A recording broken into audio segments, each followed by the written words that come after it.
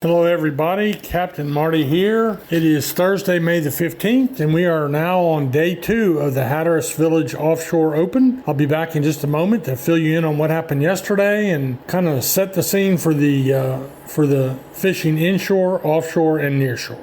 Wave Runner Fishing Charters provides exceptional Outer Banks fishing trips for anglers of all experience levels. Captain Brian White's love for fishing began at age 6 and soon evolved into a lifelong passion. Located at Wanchese Marina, the Wave Runner specializes in offshore and nearshore fishing adventures, offering guests the excitement of pursuing a wide range of pelagic species. They have the best rates in town. Call today at 252-216-8350 or online at fishwaverunnerobx.com.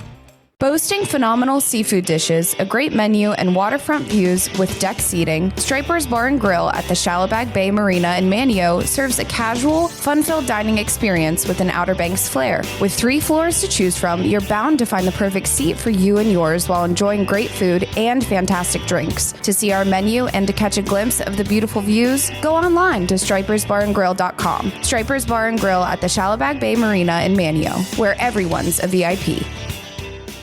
So let's start out in Hatteras. Like always, we'll start out with the news from the Hatteras Village Offshore Open. 54 boats in the tournament, 26 of them fished yesterday, and the rest laid in after that really strong weather that we had on Tuesday. But the ones that went, it wasn't all that bad. The inlet was a little challenging. Both Hatteras Inlet and Oregon Inlet had to be handled with care, especially Oregon Inlet from what I hear. But the fleet got off out of Hatteras, and after one day of fishing, with 26 of the boats fishing, and what they get to fish 3 out of 4 days, their choice. But my old friend and former dock partner Hunter Blunt on the Barber B, with Bill Blunt is the owner of the Barber B, and they are longtime tournament fishermen. Hunter used to be a mate on the Pelican right next to my boat at the Oregon Inlet Fishing Center, and they ended up catching not 1, not 2, but 3 blue marlin releases, all of which photo verified, and they got the full 400 points apiece for that, for a total of 1,200 points to put them well out in front. And the way that works is all billfish, sails, whites, spears, and blue marlin are 125 points in this tournament. But if you catch a blue marlin and you can prove to the weighmaster at the dock and the tournament committee that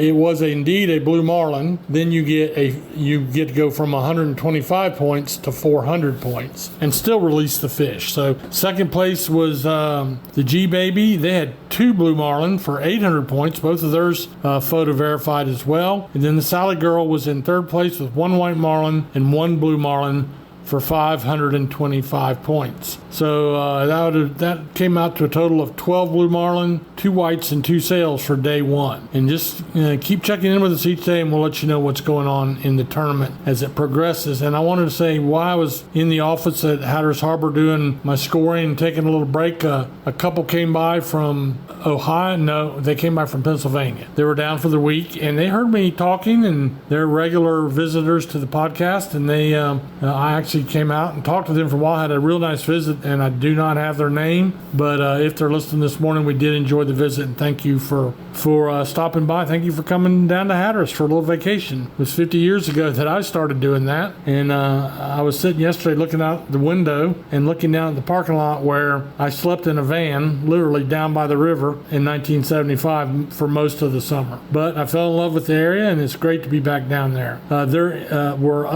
the charter fleet had great dolphin fishing. I saw Carolina girl Jessie, a longtime sponsor of mine, and she had a limit of beautiful Baylor dolphins. She probably had 25 blackfin tuna. I mean, she had the dock covered up with fish, so that was really, really good for her. And then the sea creature, my old friend Steve Coulter, tied up right outside my window as well, and he had 2 blue marlin with a regular charter. Inshore fishing, they still catching blues, sheepheads, and Spanish mackerel along the beach and out on some of the inshore wrecks. There's still a king mackerel or 2 to be caught. The Oregon Inlet fleet had a pretty good day, a mixture of yellowfin tuna and mahi or dolphin. They had to really be careful in the bar picking their way out yesterday, but they got out there and they made a good day of their catches as well. They had their inshore boats had good cobia fishing, and there was a lot of big bluefish caught. In fact, one of my old time friends, one of the older captains that's been around for a while, was laughing and making the comment, these young mates, they don't even know what it's like to go out and go blue fishing, because we've had an absence of bluefish for the last 10 or 20 years. Now they're coming back, and these mates are going to have to learn how us old timers did it back in the 70s. Pier fishing was a good drum bite. I know that on Rodanthe Pier. I do know that a lot of those fish were above slot size, but it was a good bite on the Bonner, or the old Bonner Bridge at Oregon Inlet and Jeanette's Pier. A real good bite on those big sheephead we've been talking about every day. And then drum, bluefish, and trout primarily in the surf along our beaches, with a few sea mullet mixed in there. And nothing really changed. That's a little bit of a pick, but